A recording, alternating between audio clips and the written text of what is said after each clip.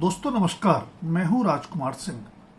आज बात करेंगे वैकल्पिक राजनीति के सपने दिखाते हुए चमत्कारिक रफ्तार से दिल्ली और पंजाब की सत्ता कांग्रेस से छीन लेने वाली आम आदमी पार्टी यानी आप की।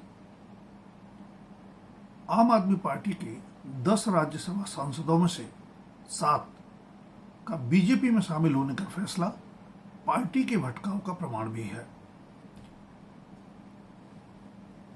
हालांकि 3 बागियों ने ही कार्यालय जाकर बीजेपी का लड्डू खाया था, उसके अध्यक्ष नितिन नवीन के हाथ से, पर राज्यसभा में आम आदमी पार्टी के नेता संजय सिंह द्वारा इनकी सदस्यता समाप्ति के लिए पत्र लिखे जाने के बावजूद सभापति सीपी राधाकृष्णन ने 7 बागियों की बीजेपी में विलय को मंजूरी दे दी है। जाहिर है विभाजन बनाम दल बदल की लड़ाई लंबी चलेगी, लेकिन उससे आम आदमी पार्टी के आंतरिक संकट, असंतोष और बगावत पर पर्दा नहीं डाला जा सकता। स्वाति मालीवाल अरसे से आम आदमी पार्टी के संयोजक अरविंद केजरीवाल के विरुद्ध मोर्चा खोले हुई थी, तो राघव चड्ढा ने भी राज्यसभा में उपनेता पद से हटाए जाने के बाद खुद को घायल और इसीलिए घातक बताते हुए सैलाब लाने का ऐलान कर दिया था। इसलिए केजरीवाल के साथ साथ राजनीति को गंभीरता से लेने वालों को भी इस प्रयोग की विफलता का विश्लेषण करना चाहिए। यह भटकाव अचानक नहीं आया। सत्ता गलियारों में प्रवेश के साथ ही यह भटकाव और उसके चलते अलगाव शुरू हो गया था। आप आला कमान ने इन सांसदों को पंजाब का गद्दार करार दिया है, पर यह नहीं बताया कि वे खुद कब और किसके वफादार रहे। राघव चड्ढा, स्वाति मालीवाल और संदीप पाठक को आंदोलनकारी आम आदमी पार्टी का सिपाही मान भी लें तो क्रिकेटर हरभजन सिंह, राजेंद्र गुप्ता, विक्रमजीत साहनी और अशोक मित्तल को राज्यसभा सदस्यता किसके प्रति निष्ठा के पुरस्कार स्वरूप दी गई थी। कभी मोहल्ला सभा की राय से पार्षद और विधायक प्रत्याशी चुनने की बात करने वाले अरविंद केजरीवाल ने संसद के उच्च सदन की सदस्यता बांटने की भी कुछ तो कसौटी रखी ही होगी।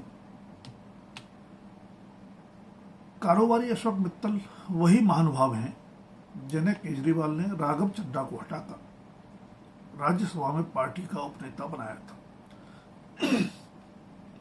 पर दोनों ने ही 5 अन्य के साथ झाड़ू यानी आम आदमी पार्टी का चुनाव चिन्ह छोड़कर कमल यानी बीजेपी का चुनाव चिन्ह चुन लिया।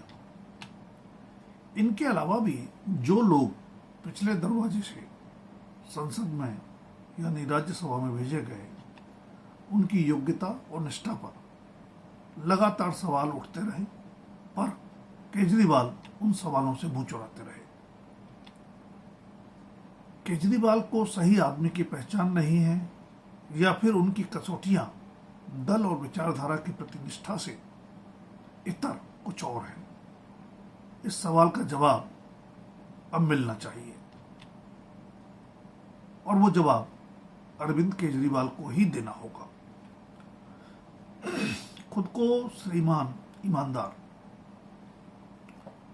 घोषित करते हुए अरविंद केजरीवाल तमाम परंपरागत राजनीतिक दलों और नेताओं के विरुद्ध भ्रष्टाचार के आरोप पत्र जारी करते रहे, पर आम आदमी पार्टी में अंतहीन बगावत और अलगाव खुद उनको कटघरे में खड़ा कर रहा है।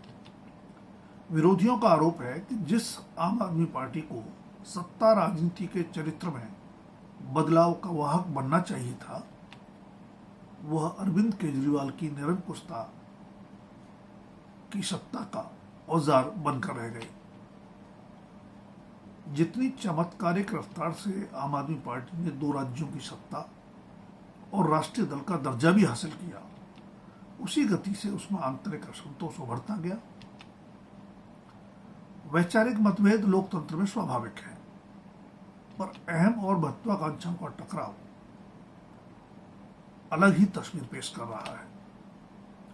कम उम्र में चार्टर्ड अकाउंटेंट और फिर विधायक सांसद भी बन गए राघव चड्ढा की राजनीतिक महत्वाकांक्षाएं छिपी नहीं है, पर उन पर इतनी जल्दी और इतना ज्यादा विश्वास जताने के कारणों का खुलासा तो केजरीवाल को करना चाहिए। जिस तरह चड्ढा को राज्यसभा में उपनेता पद से हटाते हुए पत्र लिखा गया कि उन्हें पार्टी की ओर से बोलने का समय न दिया जाए, वह नेतृत्व से बढ़ती कटुता का प्रमाण है। जिन राघव चड्ढा पर पंजाब में सुपर सीएम की तरह काम करने के आरोप लगते रहे, वह अचानक अब इतने नापसंद कैसे हो गए? क्या निजी रिश्ते ही आम आदमी पार्टी में राजनीतिक हैसियत तय करते हैं? ये एक बड़ा सवाल है। दरअसल ऐसे सवाल तभी से उठ रहे हैं जब दिल्ली में प्रचंड बहुमत से सत्ता मिलने के बाद प्रशांत भूषण, योगेंद्र यादव और कुमार विश्वास जैसे संस्थापक सदस्यों का अलगाव हुआ था, पर ऐसे सवालों का जवाब आज तक नहीं मिला। अब बताया जा रहा है कि आम आदमी पार्टी में ऑपरेशन लोटस की भनक मिलने पर ही राघव चड्ढा को उपनेता पद से चलता किया गया, पर जिन अशोक मित्तल को उनकी कुर्सी दी गई, वह भी बीजेपी कार्यालय में जाकर लड्डू खाए। कह सकते हैं कि ईडी के छापों से डर गए। कारोबारी मित्तल केंद्र सरकार की नाराजगी मोल नहीं लेना चाहते, पर अरविंद केजरीवाल ने ऐसे समझौतावादी लोगों को क्यों चाहा? कारोबारी तो हमेशा मुनाफे का सौदा ही करेगा, सब जानते हैं। ऑफ स्पिनर हरभजन सिंह भी अपने खेल जीवन में भी दूसरा एक खास किस्म की गेंद फेंकने के लिए ही जाने जाते रहे। वैसे अरविंद केजरीवाल और राघव चड्ढा के बीच दूरियां बढ़ने की खबरें अरसे से थी। अब तो गिले शिकवे सार्वजनिक भी हो गए। जब केजरीवाल कथित शराब घोटाले में जेल भेजे गए, तब संकट काल में चड्ढा आंखों का इलाज कराने के लिए अभिनेत्री पत्नी परिणीति चोपड़ा के साथ लंदन चले गए। दिल्ली की एक अदालत द्वारा शराब घोटाले में आरोप मुक्ति पर जब अरविंद केजरीवाल ने खुद को फिर से श्रीमान ईमानदार घोषित किया, तब भी चड्ढा ने खुशी जताने की जहमत तक नहीं उठाई। हाँ, हाल तक आम आदमी पार्टी के मुखर नेता रहे संदीप पाठक द्वारा बीजेपी का लड्डू खा लेना अवश्य चौंकाता है, पर केजरीवाल के राजनीतिक प्रबंधन पर सवालिया निशान भी लगाता है।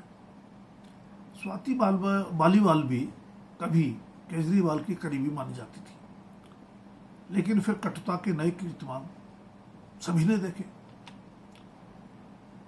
यह नसीहत स्वाभाविक है कि आम आदमी पार्टी छोड़ने वालों को राज्यसभा सदस्यता भी छोड़ देनी चाहिए, पर जब राजनीति का लक्ष्य ही सत्ता है, तो उसे पाने के बाद कौन छोड़ देगा? आखिर दूसरों को आरोप लगते ही पद त्याग की नसीहत देने वाले अरविंद केजरीवाल जेल जाने के बाद भी लंबे समय तक दिल्ली के मुख्यमंत्री बने ही रहे, जबकि उसी बीच झारखंड के मुख्यमंत्री हेमंत सोरेन ने गिरफ्तारी के साथ ही इस्तीफा देकर अलग मिसाल पेश की थी। ध्यान रहे कि विधानसभा चुनाव होने पर दोनों राज्यों के मतदाताओं ने अलग अलग जनादेश दिया। बेशक आम आदमी पार्टी में टूट से राज्यसभा में बहुमत का रास्ता बीजेपी के लिए आसान हो जाएगा, लेकिन बीजेपी का लक्ष्य पंजाब और गुजरात की राजनीति लगती है। गुजरात में बीजेपी के दशकों के दबदबे के मद्देनजर तात्कालिक चुनौती नहीं है, लेकिन 13 के पार पहुंच गया आम आदमी पार्टी का वोट परसेंटेज खतरे का संकेत तो है ही। पंजाब में श्रोमणी अकाली दल के साथ बीजेपी का गठबंधन विजयी समीकरण बनाता था, लेकिन अलगाव के बाद दोनों हाशिए पर चले गए। आम आदमी पार्टी प्रचंड बहुमत से पंजाब की सत्ता में है, तो कांग्रेस मुख्य विपक्षी दल है। कांग्रेस के पूर्व मुख्यमंत्री और प्रदेश अध्यक्ष क्रमशः कैप्टन अमरिंदर सिंह और सुनील जाखड़ बीजेपी में आ चुके हैं। पूर्व कांग्रेसी मुख्यमंत्री बेअंत सिंह के पौत्र रवनीत सिंह बिट्टू बीजेपी के टिकट पर लोकसभा में तो नहीं लौट पाए, पर उन्हें राज्यसभा के रास्ते केंद्र में मंत्री बना दिया गया। हालांकि आम आदमी पार्टी छोड़कर भाजपाई बनने वाले राज्यसभा सांसदों में से किसी का भी जनाधार नहीं है, लेकिन इनके जरिए अगर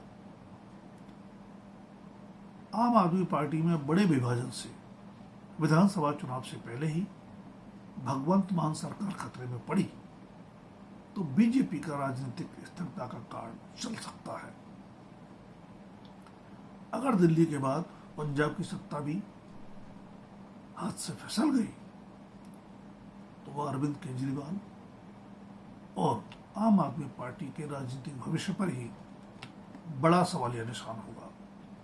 दोस्तों, अगर वीडियो पसंद आए तो लाइक, शेयर और सब्सक्राइब अवश्य करें।